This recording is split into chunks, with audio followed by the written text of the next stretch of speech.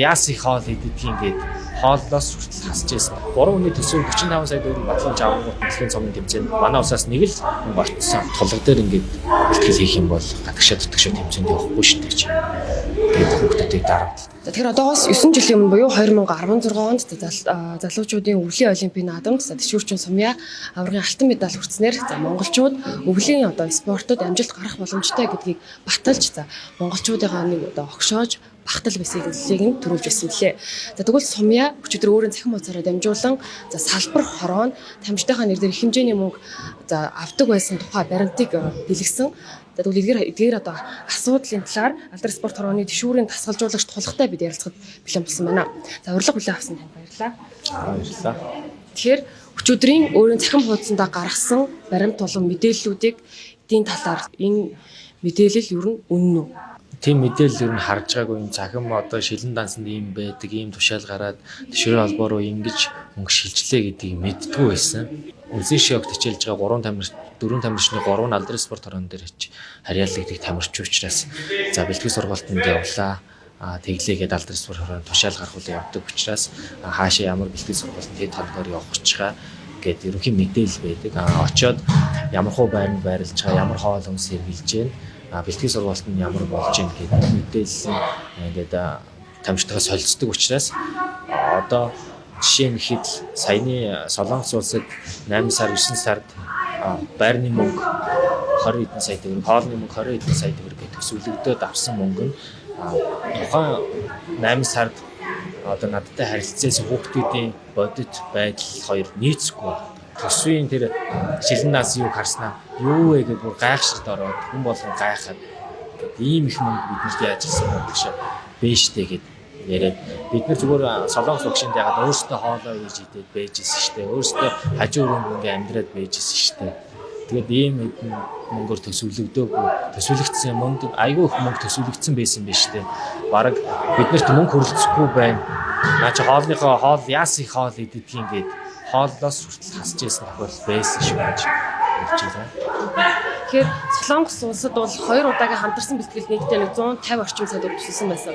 Үүнээс гадна нөгөө дэлхийн одоо цомын эрхийг ирэхэд зориулж бас их хэмжээний мөнгө одоо 10 сард 11 сард төлөвлөсөн байсан шүү. Манай тамирч нөгөө гэрэл туяа дэлхийн цомын эрхээ хийгээд дэлхийн цомын эрхийн тэмцээнд ороод олимпийн эрхийн нөгөө дэлхийн аварга шалгаруулах тэмцээнд оролцоод явж ирсэн байхгүй.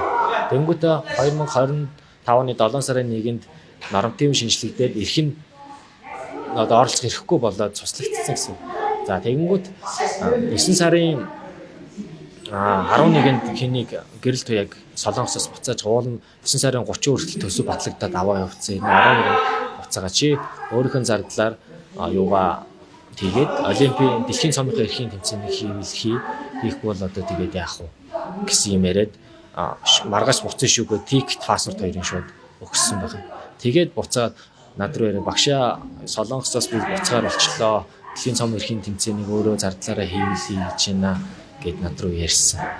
Тэгээд яриангуудаа буцаасныхаа дараа дэлхийн цомын аварга шалгаруулалт тэмцээнд оролцох тамирчдын зардал гээд 9 сарын 13-нд байсан баха. Тэрнээс хойш л 9 сарын 13-нд 3 хүний зардлаар төсөв батлуулаад авцсан байна. Тэр нь болохоор Мөнх Эрдэнэ, Бат Эргэл, Гэрэл туяа гээд 3 хүний төсөв батлуулаад авцсан байна. Угаасаа тийм Гэрэл туяа дэлхийн цомын эрх хийгээгүй учраас дэлхийн цомын оролцох хэрэггүй байхад яагаад хүний нэр бариад төсөв батлуулаад авчиж байгаа ямар зашиг сонирхолтой байна те. Тэгэнгүүтээ 3 хүний төсөв 45 сая төгрөг батлуулж авангуудаа яг тэр Канадын Монтреал хотод зохион байгуулагдсан дэлхийн цомын тэмцээнд манай улсаас нэг л мөнгө олцсон. Тэр нь болохоор Мөнх Эрдэнэ. Асгалжуулагч Бат Эргэл яасан гэхээр Америкт 16 жил 10 гаруй жил харгаж ажиллаж амьдарч байсан учраас Канадын визэнд татгалцсан юм байлээ. Тэгэхээр Канад явах боломжгүй тамирчин ганцаараа тэмцээнд ороод ирсэн. Тэгээд одоо 45 сая төгрөгийн одоо бусад 15 сая төгрөгөөр Мөнх Эрдэнэ явуулаа гэхэд бусад 30 сая төгрөг нь буцаагц юм уу буцаагдаагүй юм. Хэрвээ энэ шилэн данс гарч ирээгүйсэн бол өөр зүйл зарцуулагдаад буцаагдахгүй өөртөө ашиглах байсан юм лээ. Тэрийг бас сайн мэдэхгүй байна. Залуучуудын дэлхийн цомын аварга шалгаруулах тэмцээнд юуны Казахстан улсын Астана хотод зохион байгуулагдаж байгаа одоо маргааш уралдах гэж байна. Тэр тэмцээнд тамирчин одоо ашигшаагийн тамирчин Борбуу явж байгаа. Боргууд Казахстан руу тэмцээнд явна гэдээ бас хоёр хүний зардал батлуулсан байна. Бат оргил, Боргуу гэдээ хоёр хүний зардал батлуулсан хэрнээ тамирчин ганцаараа яваад өгсөн. Дасгалжуулагч Солонгост байна. Яагаад явахгүй хүн явахгүй байхад яагаад нэр дээр нь төсөв батлуулж аваад байна вэ? Тэ тэнгүүдээ оронд нь албаны хүн гээд нарийн бичгийн дарга маань өөрийнхөө охиныг явуулсан. Тэгэнгүүт одоо юу гэдэг улсаас гарч байгаа мөнгө бат оргил дээр гарчаад байгаа гэдэг. Явж байгаа хүн өөр хүн яваад байдаг. Энэ байдлаараа ер нь өвлийн олимпиадч бид нар орж чадах юм болов? Ер нь бол хэцүү л юм байна. Одоо 11 сарын 20-нд дэлхийн цомын 2 цоврал тэмцээн болно. Европод Польш. Тэгвэл дэлхийн цомын 2 цоврал тэмцээндээ орж чадахгүй бол өвлийн олимпиад угаасаа байхгүй. Эмэгтэй тамирчин байна. Одоо дэлхийн цомын ирэхээс нэг л тамирчин байгаа. Тэр тамирчин маань сая юунд Канадын Монтреал хотод зохион байгуулагч 2 цоврал тэмцээнд ороод бас нөгөө юуны өмнө жилийн гүйсэн одоо уралцсан амжилтаа үзүүлж чадсангүй.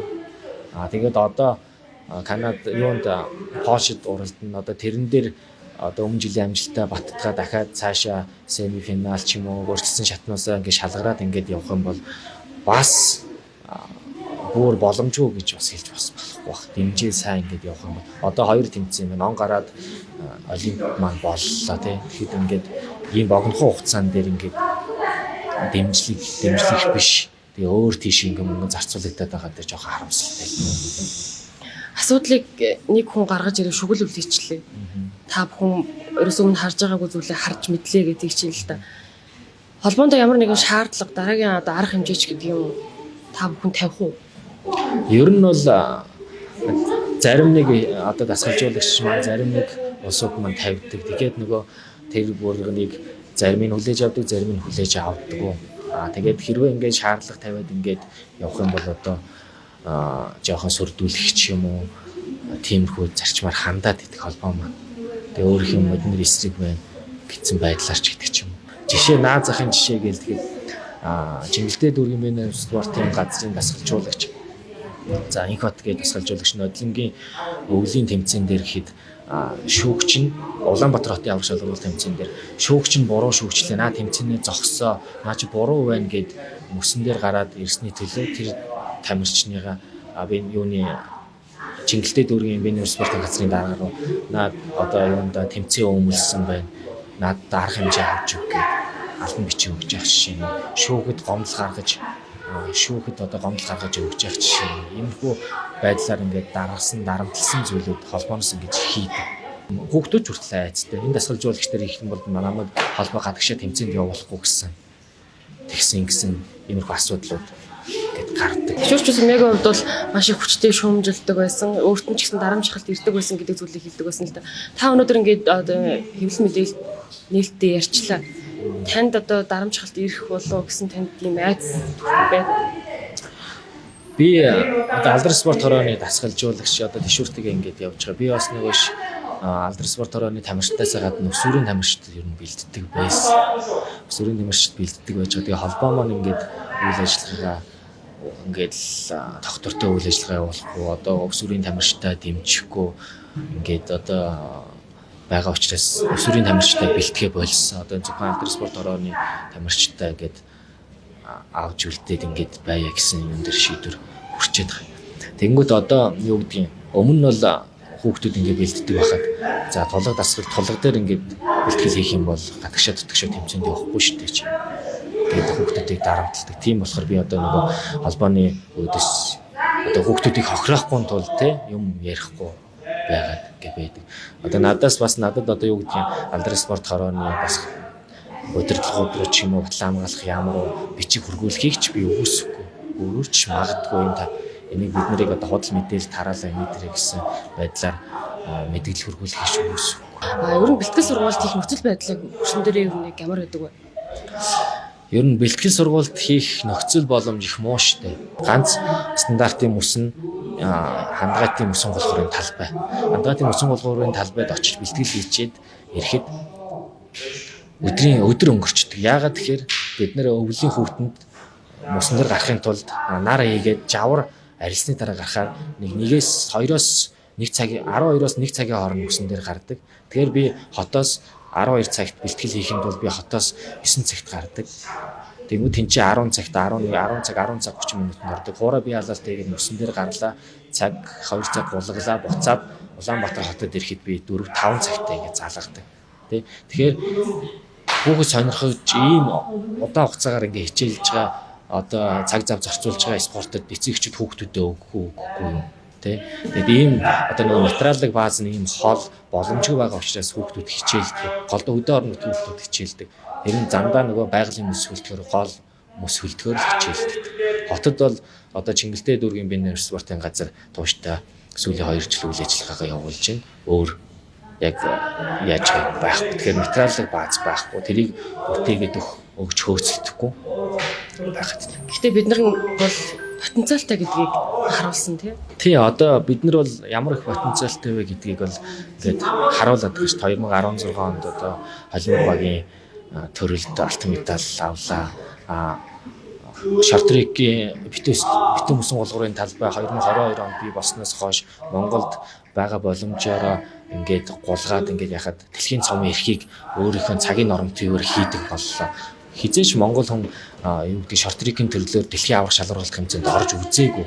Ялангуяа эмэгтэй хүн гэрэл туяа үзээгүй байхад энэ амжилтуудыг 2 жилийн дотор 3 жилийн дотор ийм ядмагхан бололцоон дээр хийж болоод байгаа байхгүй. Тэнгүүд тэрийг дүүргээд ирэх юм бол ямар их нөөц цоглон доороос ундрах ямар их гарч ирж байгаа гэдгийг боломж байгаа гэдгийг л олж харахгүй бол ингээл ядмагхан ингээл өдөр хоногийг арах цаасан байдлаар ингээд дэмжиж том бодлого шийдвэр гаргаад одоо степи аренад одоо юу гэдгийг цаг гаргадаг одоо тэшүүрчийн цаг тэдэс тэдгээд хилцээр хийгээ цаг гаргадаг улсаас тэрийг дэмждэг байх татвараас нь хөнгөлдөх гэдэг ч юм уу.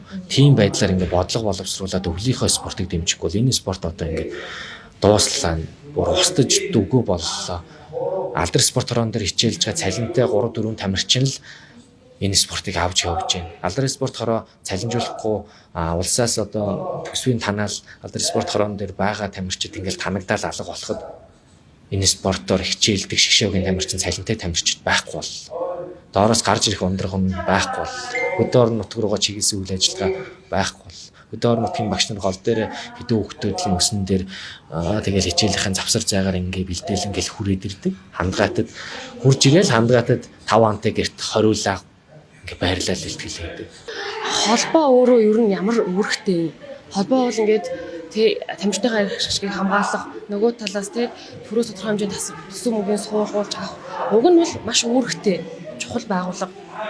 Тэгээ ер нь холбоочин төрийн бус байгууллага одоо бүх нийтийн одоо гишүүрээр хичээлдэг бүх хүний эрх ашигыг хамгаалах бүх хүний одоо саналаар бий болж байгаа одоо тэр бүх тэшүүрчдийг төлөөлөх гэж байж байгаа байгууллага шүү дээ. Тэгэхээр одоо бид хэдийг ингээд төлөөлөх гэж байгаа юм. Бид хэдийг одоо төлөөлж заримдаа чадахгүй чадсан ч одоо учир дутагдлаа зүйлүүд их тэгээ бас ашиг сонирхлын зүйлүүд мөнгөний лобби юмуд их байгаа учраас ерөөсө холбоо мөн бүс сайн ажиллаж өгөхгүй байх гэж би харж байгаа. Тэнгүүд одоо юу гэдгийг юуны холбоочин төрийн бус байгуулагч удирдах зөвлөлийн гишүүнтэй байх, ерөнхийлөгчтэй байх, хяналтын зөвлөлттэй байх, тэгээ дасгалжуулагчийн зөвлөлттэй байх, сүүгчдийн зөвлөлттэй байх гэдэг ингээд нөгөө бүрэлдэхүүн хэсэг ажлын хэсэг байхад одоо миний мэдхээр л ерөнхийлөгч гэдэг хүн бол Дамжингийн Болормоо гэдэг нэг ихч байдаг. Нарийн бичгийн дарга нь гэхээр Наран гэрэл гэдэг хоёр л хүн байдаг.